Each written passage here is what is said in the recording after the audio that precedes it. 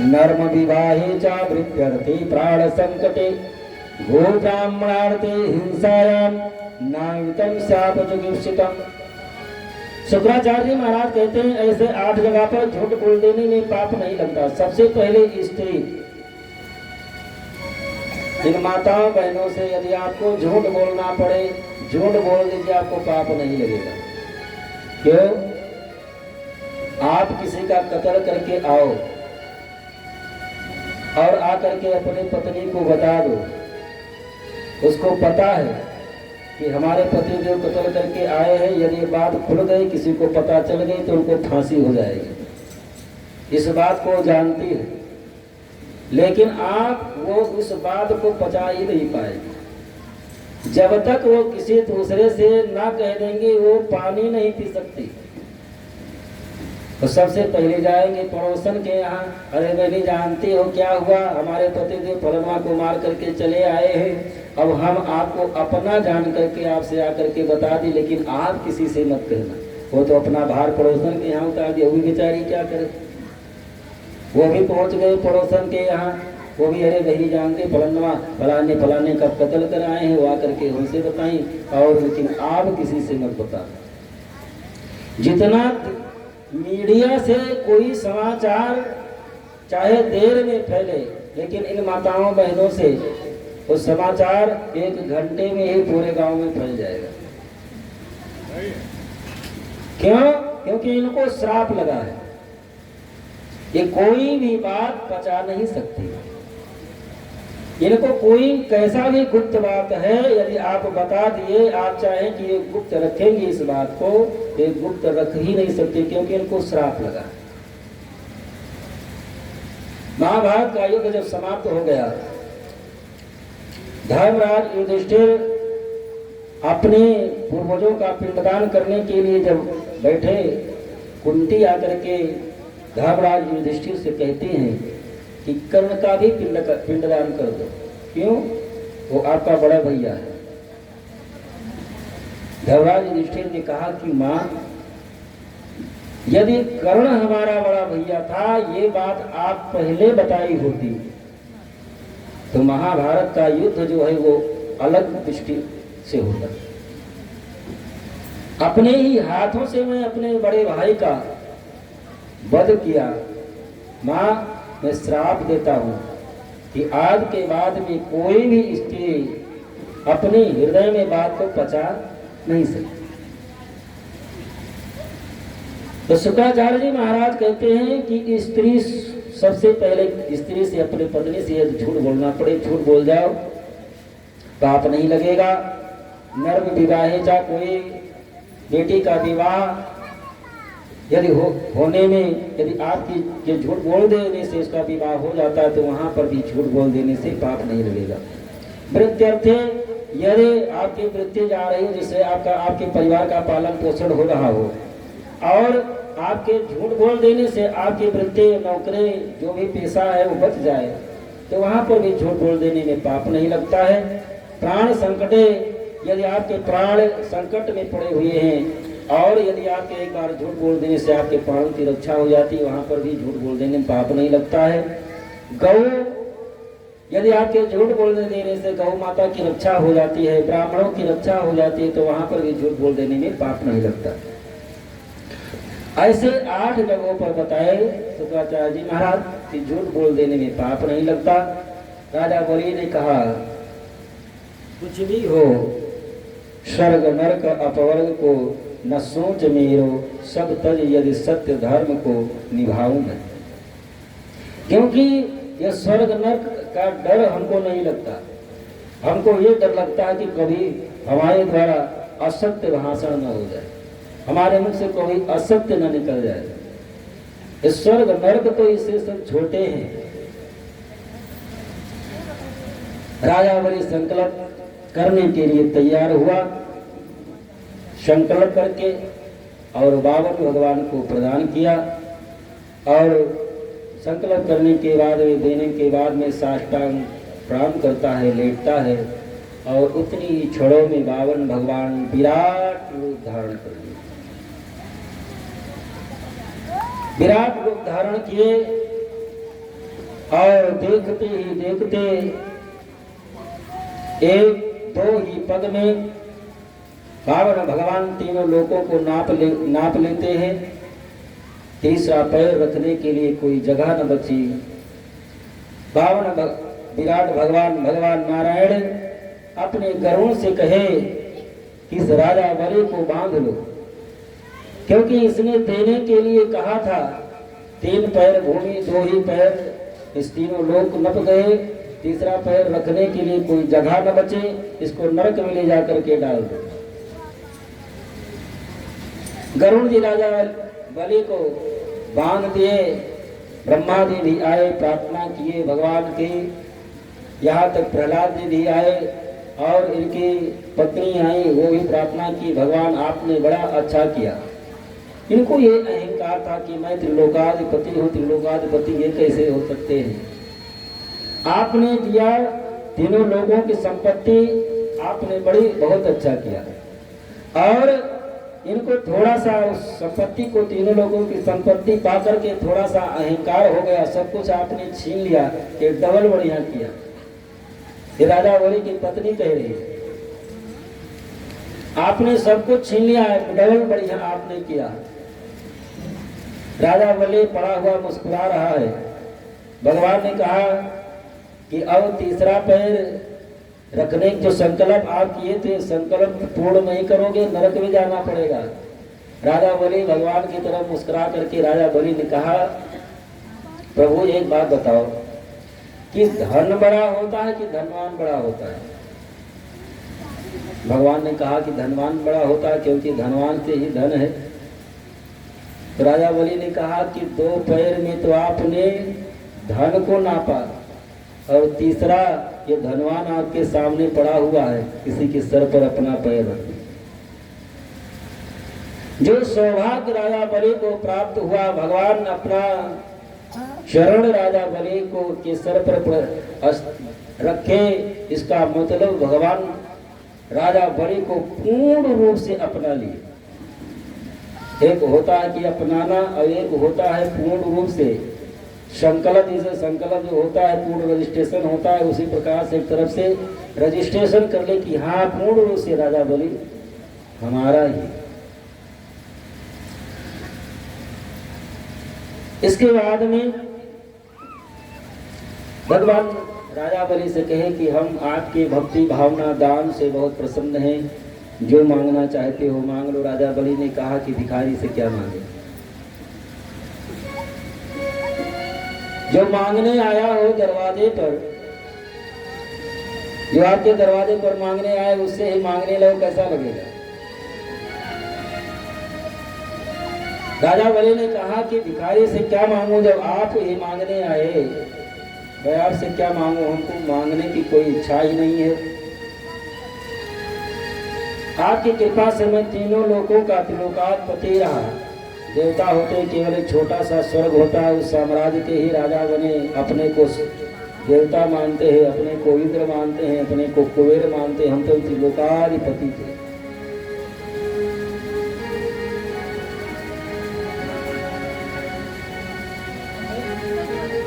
राजा भगवान ने कहा कि ठीक है, यदि आप नहीं मांग रहे हैं तो मैं अपनी तरफ से सुतल लोक का साम्राज्य आपको दे रहा हूं। जिस सुतल लोक के साम्राज्य के लिए देवता लोग भी तरसते हैं,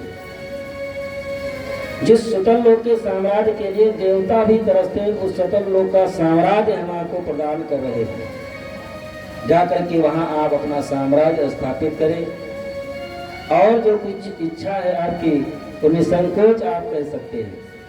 राजा बलि ने कहा कि जो आपका वो 52 अंगुल वाला जो रूप था, देखने में बड़ा सुंदर लगता है। उसी को देख करके सर्वस्व देने का, सर्वस्व न्यौछावर करने की इच्छा हुई। तो मैं ये चाहता हूं कि जब भी मैं महल से निकलूं, उस स्वरूप का मैं दर्शन करूं।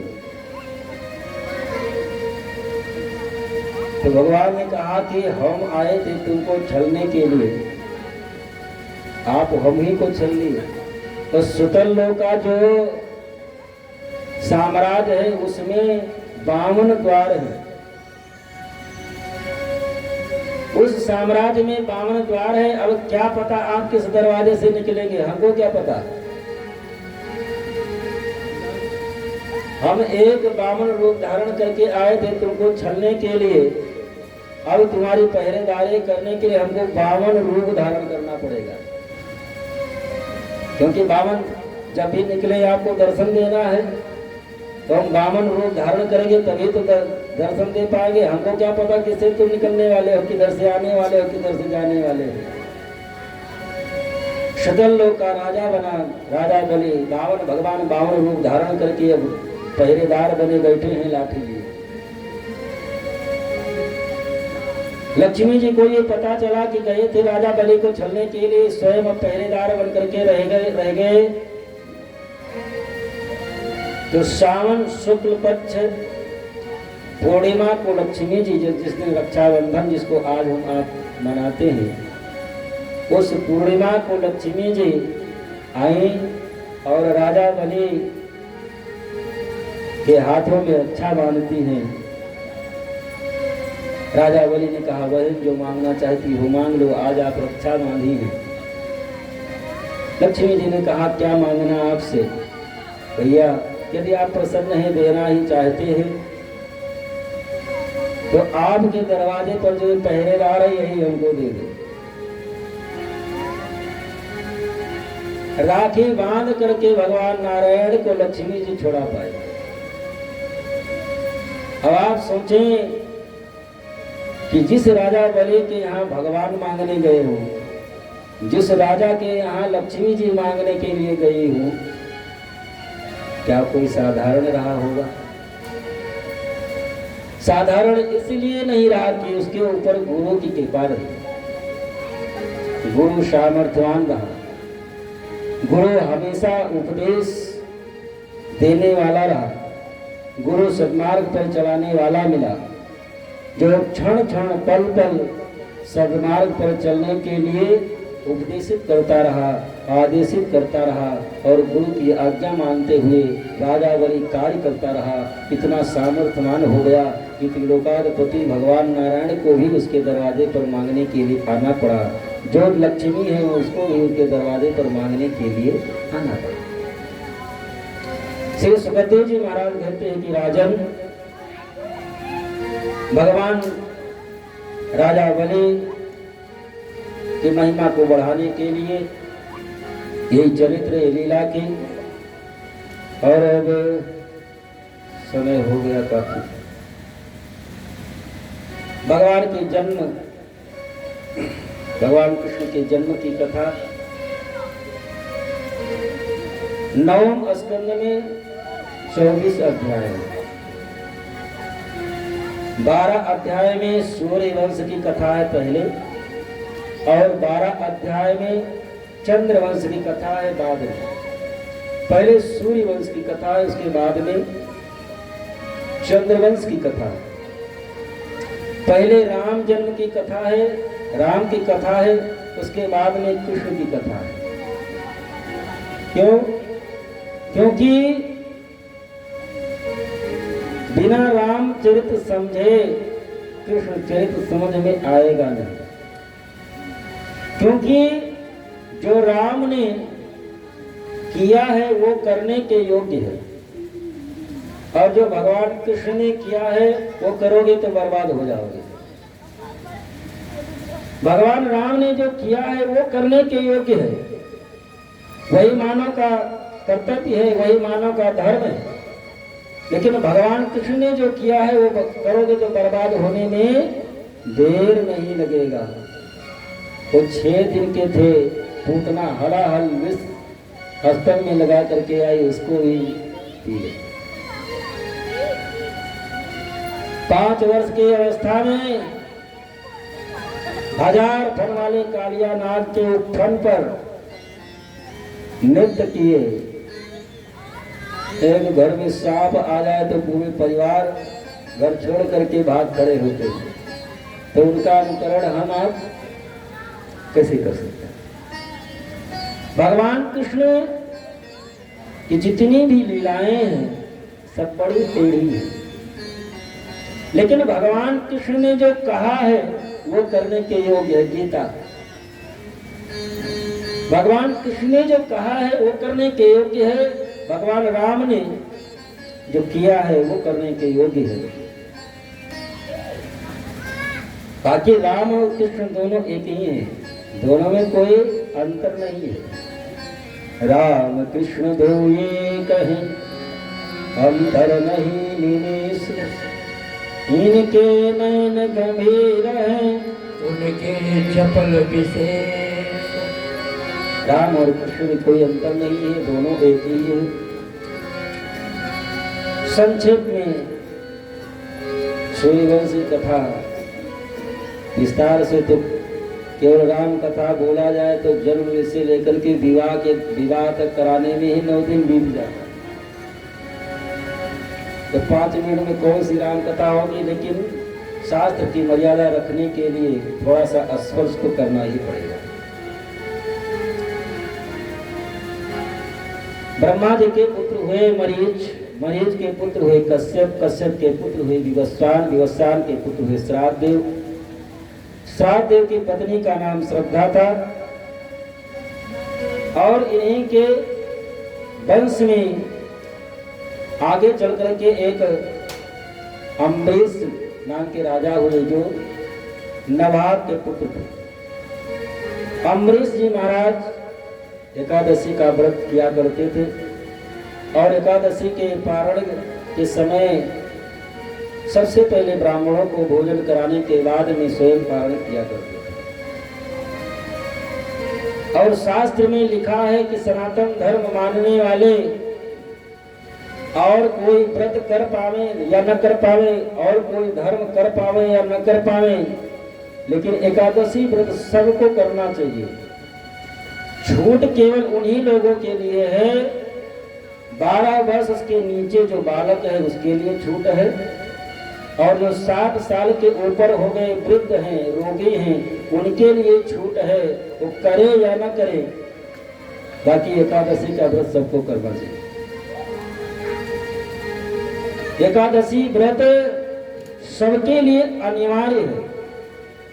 कहते हैं घर में किसी का शरीर छूट गया, 1 साल एकादशी रहेंगे बस पूरा हो गया। अरे भैया 15 दिन में एक ही बार तो एकादशी आती है, रोज तो एकादशी होती नहीं।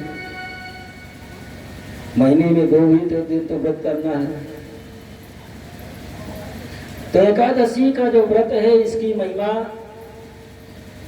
बढ़ाने के लिए श्री सुखदेव जी महाराज कहते हैं कि अम्बरीश जी महाराज जो थे भगवान के बड़े भक्त थे। ये मंदिर की सेवा पूजा स्वयं अपने हाथों से किया करते थे। हाथ से भगवान की सेवा, नेत्र से भगवान का दर्शन और मुख से निरंतर भगवान का नाम जाप किया करते थे। एक बार एकादशी व्रत ये किए और निर्जला एकादशी थी। और जो एकादशी होती है वो एकादशी करने के बाद में जब आप अन्न ग्रहण करेंगे तब पारण माना जाएगा, लेकिन जो निर्जला एकादशी होती है वो तो केवल जल पीने मात्र से ही वो पारण मान लिया जाता है। तो निर्जला एकादशी व्रत थे। दूसरे दिन पारण के समय दुर्वासा जी आ गए, और दुर्वासा जी जब आए तो अम्बरीश जी ने कहा कि महाराज आप भोजन करके ही जाइएगा। चले गए गंगा स्नान करने, लौट करके देर हो गए, आए ही नहीं। तब तक पारण का समय निकला जा रहा था, त्रयोदशी लगने वाली थी। वैदिक विद्वानों से राजा ने पूछा कि पारण का समय निकल जाएगा, करें क्या? तो ब्राह्मणों ने विद्वानों ने कहा कि यदि जलपान करेंगे तो पारण हो ही जाएगा, लेकिन यदि शालिग्राम भगवान को स्नान कराने के बाद में जो चरणोदक है शालिग्राम भगवान का थोड़ा सा आप पान कर लेंगे तो वो तो भगवान का चरणोदक रहेगा, पारण भी हो जाएगा, और आपको बिना ब्राह्मण को भोजन कराए पारण का जो दोष है वो भी नहीं लगेगा। भगवान का पंचामृत ग्रहण कर लिए। दुर्वासा जी इधर आए। दुर्वासा जी को पता लगा कि हमारे आए हमको भोजन कराए बिना ये पारण कर चुके हैं। कृत्या को प्रकट किए अम्बरीश को मारने के लिए। भगवान नारायण का चक्र सुदर्शन देवता का संहार करके अम्बरीश जी महाराज दुर्वासा जी का पीछा किया, तीनों लोकों में भागते थे, भगवान नारायण के शरण में गए। भगवान नारायण ने कहा कि मैं संतन को दास, संत मेरे मुकुटमणि, हमारे भक्त हैं, आप उन्हीं की शरण में जाएं, तभी आपकी रक्षा होगी। दुर्वासा जी लौट करके अम्बरीश के शरण में आए, तब जाकर के चक्र सुदर्शन शांत हुआ। श्री सुखदेव जी महाराज कहते हैं कि एकादशी महारानी की ये महिमा है, एकादशी का जितना एकादशी जैसा व्रत और कोई दूसरा व्रत है नहीं, इसलिए सनातन धर्म को मानने वाले जो भी इस धरातल पर जन्म लिए हैं उनको एकादशी का व्रत जरूर करना चाहिए। और इन्हीं अम्बरीश जी महाराज के कुल में आगे चल करके वैवस्वत मनु हुए, मनु के पुत्र इक्ष्वाकु हुए, इक्ष्वाकु के विकुक्षी हुए, इनके पुत्र पुरंजय हुए, पुरंजय के पुत्र पृथु हुए, इनके पुत्र फिर युनास हुए, युनास के पुत्र मानदाता हुए, मानदाता के पुत्र मुचकुंद हुए। इन्हीं के वंश में आगे चढ़ करके महाराज अंशुमान हुए, इनके पुत्र दिलीप हुए, दिलीप के पुत्र भागीरथी हुए। आगे चल करके इन्हीं के वंश में चक्रवर्ती सम्राट महाराज दशरथ हुए, लेकिन चौथापन आ गया, घर में कोई संतान नहीं हुई। एक दिन सिंहासन पर बैठे हुए मन में विचार करने लगे कि हमारा इतना बड़ा साम्राज्य, सूर्य उदय से लेकर के सूर्य तक साम्राज्य हमारे न रहने के बाद में क्या सूर्य क्या अस्त हो जाएगा। मन में ग्लानि हुई, लेकिन वो किसी हकीम वैद्य, किसी मित्र के पास नहीं गए। चक्रवर्ती सम्राट मन में विचार करते हैं कि हमारा इतना बड़ा साम्राज्य, हमारा इतना बड़ा सम्मान कि हम चक्रवर्ती, हम राजा इंद्र के यहाँ जाते हैं तो इंद्र अपना आधा सिंहासन खाली कर देता है। हमारे धन संपत्ति को देख करके कुबेर भी लज्जित हो जाता है। चौथापन आ गया, घर में कोई संतान नहीं। लेकिन चक्रवर्ती सम्राट किसी हकीम वैद्य या किसी मित्र से अपना दुख नहीं सुनाया। किसको सुनाया?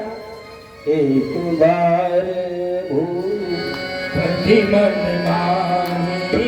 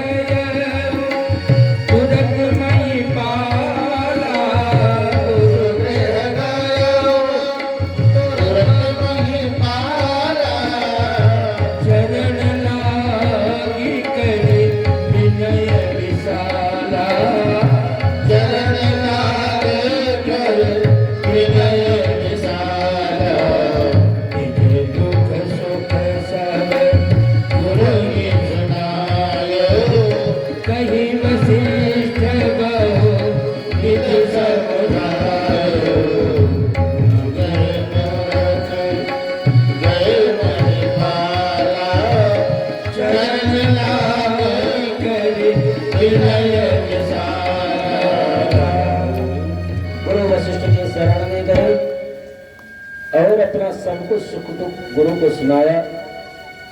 गुरु वशिष्ठ ने कहा कि राजन, आप एक पुत्र के लिए परेशान हैं, आपके यहाँ चार पुत्रों का जन्म होगा। उसके लिए श्रृंगी ऋषि को बुलाओ, पुत्रष्टि यज्ञ करो और यज्ञ भगवान की कृपा से आपके यहाँ 4 पुत्रों की प्राप्ति होगी।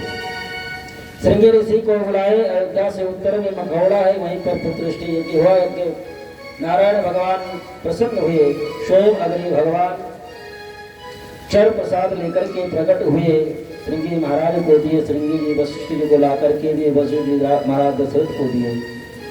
दशरथ जी गोचर अपने तीनों रानियों में वितरित करवाए। तीनों रानियां गर्भवती हुई और स्वयं पार्वण परमेश्वर परमात्मा भगवान नारायण कौशल्या के गर्भ में आकर के स्थापित हो।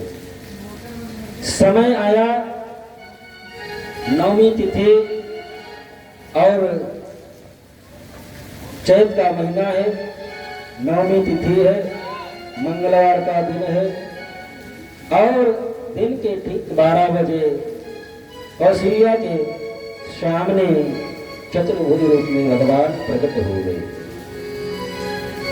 नवमी तिथि अनुमास पूर्णिता